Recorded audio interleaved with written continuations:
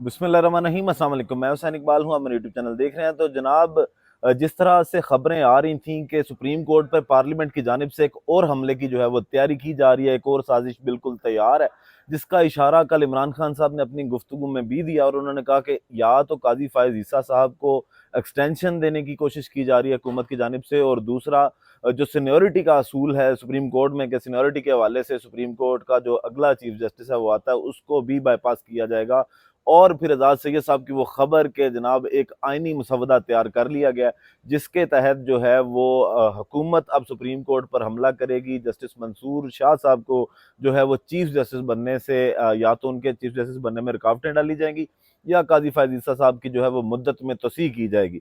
अब जनाब, मामला कुछ यूं है कि इसी हवाले से कुछ अहम डेवलपमेंट्स आज हुई हैं। एक तो ये कि 28 अगस्त को जो पार्लियामेंट का मुश्तरका इजलास बुलाया गया सदर की जानिब से,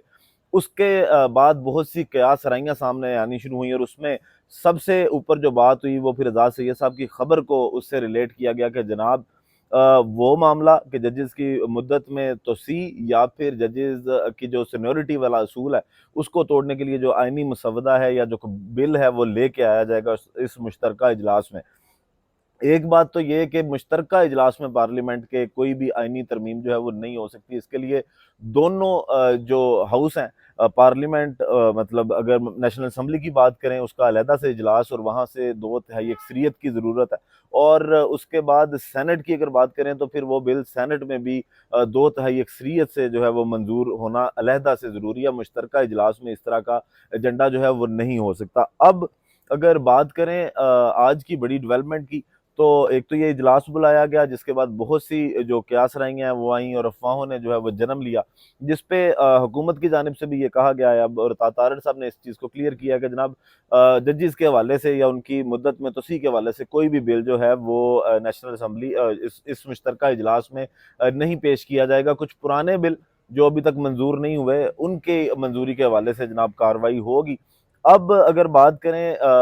जो आज की सबसे बड़ी खबर है, तो वो ये थी कि आज मौलाना फजलुर रहमान साहब की आसिफ अली जरदारी साहब से मुलाकात हुई है। कल जो पाकिस्तान तहरीक इंसाफ का वफ्द मिला मौलाना फजलुर रहमान साहब के साथ, तो उसकी अंदरूनी कहानी भी यही थी कि फजलुर रहमान साहब ने जिस तरह अब से कुछ दिन पहले अपनी एक प्रेस कॉन्फ्रेंस में कहा था कि जनाब, हम सियासी इत्तेहाद जो है वो किसी से नहीं करेंगे, अपनी तहरीक को इनफरादी तौर पर चलाते रहेंगे। तो कल के इजलास में भी मौलाना फजलुर रहमान साहब को मनाने में पाकिस्तान तहरीक इंसाफ नाकाम रही, और मौलाना फजलुर रहमान साहब ने यही कहा कि जनाब, राब्ते ज़रूर पाकिस्तान तहरीक इंसाफ के साथ रहेंगे, लेकिन जो हम अपनी तहरीक है वो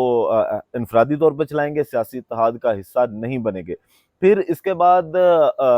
फैसल करीम कुंडी साहब जो गवर्नर केपी के हैं, वो भी बोले, और उन्होंने ये कहा कि जनाब, पाकिस्तान तहरीक इंसाफ जो है, इनके इस वक्त मसीहा वो अपना फजलुर रहमान साहब को समझ रहे हैं, लेकिन ये उनकी गलत फहमी है कि पाकिस्तान तहरीक इंसाफ का अगर ग्राफ 8 फरवरी को ऊपर आया और तमाम जमातों से ज़्यादा पाकिस्तान तहरीक इंसाफ ने सीटें हासिल की, तो तब भी मौलाना फजलुर रहमान साहब को उनकी सपोर्ट हासिल नहीं थी, और उनकी जानिब से कोई भी ऐसी जो है मदद पाकिस्तान तहरीक इंसाफ की नहीं की थी। पाकिस्तान तहरीक इंसाफ का मसीहा जो है इस वक्त कौम है, अवाम है, जिन्होंने उनको 8 फरवरी को वोट डाले, और अभी भी पार्लियामेंट के अंदर सबसे बड़ी जमात जो जनरल नशिस्तों पे सबसे ज़्यादा सीटें हासिल करके आई है वो पाकिस्तान तहरीक इंसाफ है। तो ये बात करना कि पाकिस्तान तहरीक इंसाफ किसी पे डिपेंडेंट है, ये तो बिल्कुल जो है वो बचकाना बात है, और फैसल करीम टुंडी साहब सिर्फ अपनी एक सियासी बयान देते हुए दिखाई दिए। अब जनाब, आज जो बड़ी मुलाकात हुई, और वो मुलाकात थी मौलाना फजलुर रहमान की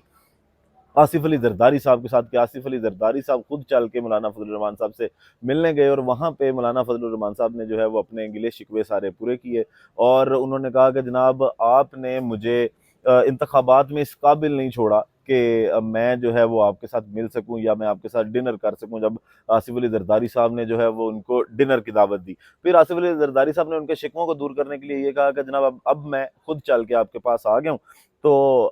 अब जो है वो मुस्तकबिल में हम साथ चलने की बात करते हैं। अब अगर ये सारे मिल भी जाएं, और ये पार्लियामेंट में अगर इस तरह का बिल लेके आया भी जाए कि जिससे जस्टिस मंसूर अली शाह साहब को जो एक मैसेज देने की कोशिश की जा रही है कि या तो आपकी जो चीफ जस्टिस का नोटिफिकेशन है वो रोक दिया जाएगा, या फिर पाकिस्तान तहरीक इंसाफ की जो मखसूस नशिस्तों का केस है उस पे जो अगर दोबारा नज़रसानी होती है तो आप थोड़ा सा हाथ हल्का रखेंगे, उसमें आप हुकूमत का और ताकतवरों का साथ देंगे, ना कि आप उस मखसूस नशिस्तों के फैसले पे जो है वो अटल रहेंगे। तो ये मैसेज जस्टिस मंसूर अली शाह साहब को जो है वो दे दिया गया। इसके बाद अगर बात करें तो एक और मैसेज भी इसी चीज़ के अंदर कि जनाब हम अगर कोई आइनी या कानूनी तरमीम लेके आते हैं तो आप का चीफ जस्टिस बनने में रुकावट होगी। तो आपने 13 जनवरी का जो काजी साहब का फैसला है बल्ले के हवाले से जो उन्होंने किया था, तो दोबारा उस पे भी थोड़ा सा नरम रवैया आपने इख्तियार करना और काजी साहब को कहीं ना कहीं पे जो है वो स्पेस देनी है, रिलीफ देना है। आप उनके खिलाफ इस तरह नहीं जाएंगे। लेकिन जनाब ये जस्टिस मंसूर अली शाह साहब की आप बात कर रहे हैं, उनको डराने धमकाने की बात कर रहे हैं। अगर आप उनका नोटिफिकेशन रोकते हैं या उनकी चीफ जस्टिस बनने की राह में रुकावट जो है वो डालते हैं, तो यकीनन फिर बहुत से जो हाई कोर्ट्स हैं, लाहौर हाई कोर्ट या सिंध हाई कोर्ट, इधर से भी इस्तीफे जो हैं वो आने मुतवक्के हैं। ये कोई इतना आसान काम नहीं है कि आप किसी भी जज के खिलाफ इस तरह दबाव डाल सकते हैं। तो अब अगर ये मुलाकात होती है और मौलाना फजलुर रहमान साहब जो हैं ये शामिल हो भी जाते हैं, पाकिस्तान पीपल पार्टी के साथ मिल जाते हैं या हुकूमत का हिस्सा बन जाते हैं असम्बलियों में, तो उस पर असरअंदाज ये चीज़ कितनी होती है असम्बलियों पे? क्या 2/3 अक्सरियत जो है, जिसकी सारी गेम है, जिसका सारा रोना है और मखसूस नशिस्तों का भी रोना इसीलिए है कि जनाब ये कोई आइनी तरमीम नहीं कर सकते, तो क्या 2/3 अक्सरियत ये लोग हासिल कर सकते हैं या नहीं कर सकते? तो अगर नेशनल असम्बली की बात की जाए तो नेशनल असम्बली में इस वक्त जो हुकूमती इत्तेहाद है उनकी जो नशिस्तें हैं वो मखसूस नशिस्तों के फैसले के बाद 212 बाकी बची और उनको 224 जो 2/3 अक्सरियत के लिए इनको दरकार है, पूरा करने के लिए इनको 12 सीटें जो हैं उनकी ज़रूरत है। और मौलाना फजलुर रहमान साहब के पास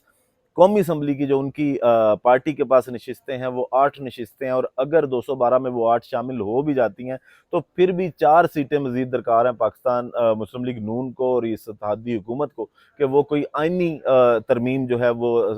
पास करवा सके असम्बली से। तो वो 4 कहाँ से आएंगे? अगर तो ये सोच रहे हैं कि पाकिस्तान तहरीक इंसाफ का कोई बंदा ये तोड़ लेंगे या कोई मुनहरिफ हो जाएगा, तो फिर वो वाला केस जो सुप्रीम कोर्ट में इनहराफ करने पे चला था, कौमी असम्बली में मुनहरिफ होने पे चला था, तो उसका फैसला किधर जाता है? वो असूल फिर कहाँ पे जाता है? तो 2/3 अक्सरियत तो फिर भी पूरी नहीं होती। 4 सीटों का फिर भी जो है इनको कमी का सामना है हुकूमती इत्तेहाद को, अगर मौलाना फजल रहमान साहब की 8 सीटें कौमी असम्बली में उनके साथ मिल भी जाती हैं। अब अगर बात करें सेनेट की, तो सेनेट की अक्सरियत के लिए इनको 64 सीटें दरकार हैं और अभी जो पाकिस्तान जो इत्तेहादी हुकूमत है उनके पास 56 सीटें सेनेट में हैं और मौलाना फजल रहमान साहब के पास जो है वो सेनेट की 5 नशिस्तें हैं और अगर इनको भी मिला लें तो 64 नशिस्तें जो 2/3 अक्सरियत के लिए सेनेट की दरकार हैं। ये हुकूमती इत्तेहाद को मुयसर नहीं है और मौलाना फजल रहमान साहब की 5 सीटें डाल के 61 सीट्स अगर ये कर भी लेते हैं तो फिर भी कहीं ना कहीं ANP की 3 सीटें जो हैं वो भी दरकार होंगी कि ANP इनके साथ मिले और ये 64 सीटें अपनी पूरी करके कोई भी जो है वो आइन में तरमीम कर सकें। इसके बगैर जो है वो इस चीज़ का फ़ायदा नहीं है। तो अभी ये एक प्रेशर बिल्ड करने की कोशिश है और यकीनन ये आज हुकूमती इत्तेहाद के लिए एक बड़ी डेवलपमेंट है कि उन्होंने मॉरल सपोर्ट के लिए ही, अगर वो आइनी तौर पे या कानूनी तौर पे भी चीज़ों को चेंज नहीं कर सकते, लेकिन पाकिस्तान की एक सरबराह, बड़े सरबराह JUI फेज के जो फजलुर रहमान साहब हैं, उनसे अगर वो अपने राब्ते बहाल करते हैं या उनको मना लिया जाता है तो ये पीपल पार्टी के लिए और मुस्लिम लीग नून के लिए एक बड़ी डेवलपमेंट है। आगे चल के अब 28 को इसका इजलास है और तमाम जो रुकन है दोनों हाउसेज के, उनको अपनी हाजिरी यकीनी बनाने का भी वहाँ पे हुक्म दिया गया कि जनाब आप वहाँ पे लाजमी पहुंचे और अभी फैसला किया गया कि इजलास जो है वो 28 अगस्त को जो है वो बुलाया जाए। अब इजलास के अंदर क्या कार्रवाई डालेंगे, क्योंकि ये है तो वारदाती है, वारदात क्या डाली जाती है ये जिस दिन इजलास होगा उस दिन सारी जो कहानी है वो खुल के सामने आएगी। वीडियो का अख्ताम करते हैं इसी दुआ के साथ कि अल्लाह ताला पाकिस्तान पर अपनी रहमत नाज़िल करे। पाकिस्तान जिंदाबाद।